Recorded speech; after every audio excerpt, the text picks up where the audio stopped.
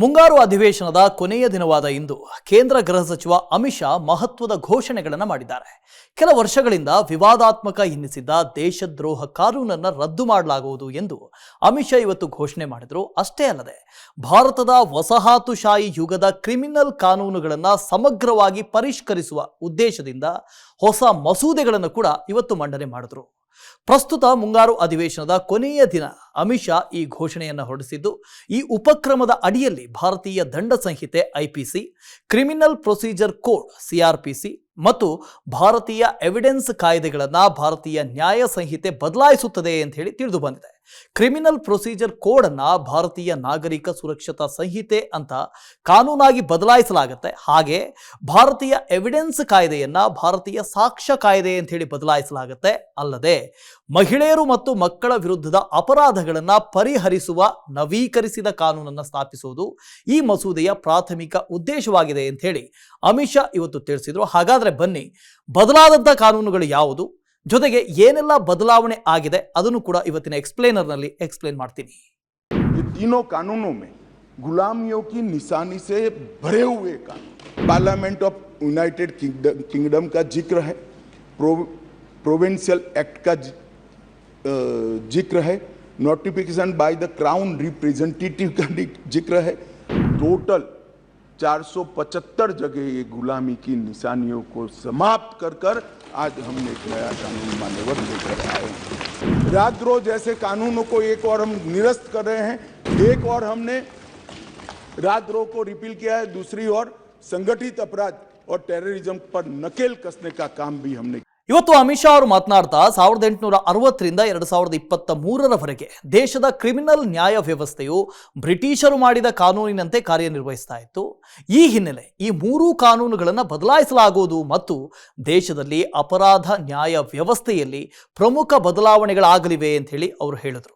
ಯಾರು ಉದ್ದೇಶಪೂರ್ವಕವಾಗಿ ಅಥವಾ ಗೊತ್ತಿದ್ದೇ ಆಗಲಿ ಪದಗಳಿಂದ ಮಾತನಾಡುವ ಅಥವಾ ಬರೆಯುವ ಮೂಲಕ ಅಥವಾ ಚಿಹ್ನೆಗಳ ಮೂಲಕ ಅಥವಾ ಗೋಚರ ಪ್ರಾತಿನಿಧ್ಯದಿಂದ ಅಥವಾ ಎಲೆಕ್ಟ್ರಾನಿಕ್ ಸಂವಹನದಿಂದ ಅಥವಾ ಹಣಕಾಸಿನ ವಿಧಾನದ ಮೂಲಕ ಅಥವಾ ಇತರ ರೀತಿಯಲ್ಲಿ ಪ್ರಚೋದಿಸುವ ಅಥವಾ ಪ್ರಯತ್ನಿಸುವ ಪ್ರತ್ಯೇಕತೆ ಅಥವಾ ಸಶಸ್ತ್ರ ದಂಗೆ ಅಥವಾ ವಿಧ್ವಂಸಕ ಚಟುವಟಿಕೆಗಳು ಅಥವಾ ಪ್ರತ್ಯೇಕತಾವಾದಿ ಚಟುವಟಿಕೆಗಳ ಭಾವನೆಗಳನ್ನು ಉತ್ತೇಜಿಸೋದು ಅಥವಾ ಭಾರತದ ಸಾರ್ವಭೌಮತೆ ಅಥವಾ ಏಕತೆ ಮತ್ತು ಸಮಗ್ರತೆಗೆ ಅಪಾಯವನ್ನು ಉಂಟು ಮಾಡುತ್ತದೆ ಅಥವಾ ಅಂತಹ ಯಾವುದೇ ಕೃತ್ಯದಲ್ಲಿ ತೊಡಗಿದ್ರೆ ಅಥವಾ ಮಾಡಿದ್ರೆ ಅವರಿಗೆ ಜೀವಾವಧಿ ಶಿಕ್ಷೆ ಅಥವಾ 7 ವರ್ಷಗಳವರೆಗೆ ವಿಸ್ತರಿಸಬಹುದು, ಜೈಲು ಶಿಕ್ಷೆಯನ್ನು ವಿಸ್ತರಿಸಬಹುದು, ಜೊತೆಗೆ ದಂಡವನ್ನು ಕೂಡ ವಿಧಿಸಬಹುದು ಅಂಥೇಳಿ ಇವತ್ತಿನ ಕಾನೂನಲ್ಲಿ ಪ್ರಮುಖವಾಗಿ ಆದಂಥ ತಿದ್ದುಪಡಿ ದೇಶದ್ರೋಹ ಕಾನೂನು ಈ ಹಿಂದೆ ಹೇಳ್ತಾ ಇತ್ತು. ಈ ರೀತಿಯಾಗಿ ದೇಶದ್ರೋಹ ಕಾನೂನು ಹೇಳ್ತಾ ಇತ್ತು. ಆದರೆ ಈಗ ಆ ದೇಶದ್ರೋಹ ಕಾನೂನನ್ನು ಇಲ್ಲದಂತೆ ಮಾಡಿದ್ದಾರೆ.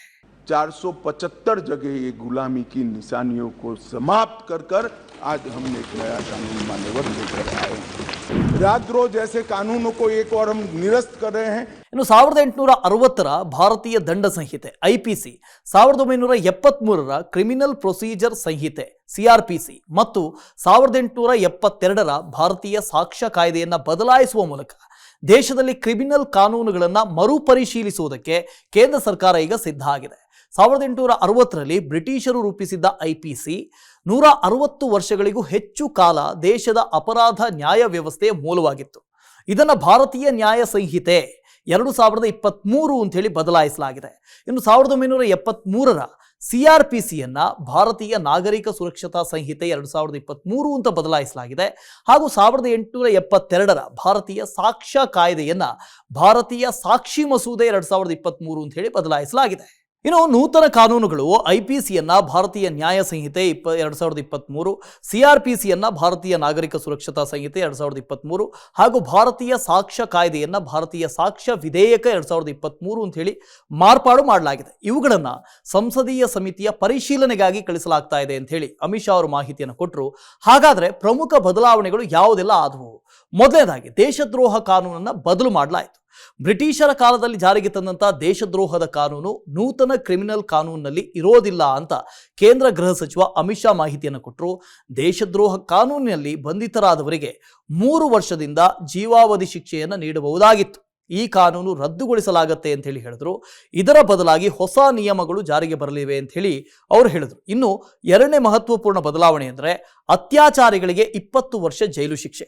ದೇಶದಲ್ಲಿ ಅತ್ಯಾಚಾರ ಪ್ರಕರಣಗಳು ಜಾಸ್ತಿ ಆಗ್ತಾ ಇರುವ ಹಿನ್ನೆಲೆಯಲ್ಲಿ ಅತ್ಯಾಚಾರಿಗಳಿಗೆ ಕಠಿಣ ಶಿಕ್ಷೆ ವಿಧಿಸೋದು ನೂತನ ಕಾನೂನುಗಳನ್ನು ಜಾರಿಗೊಳಿಸಲಾಗ್ತಾ ಇದೆ.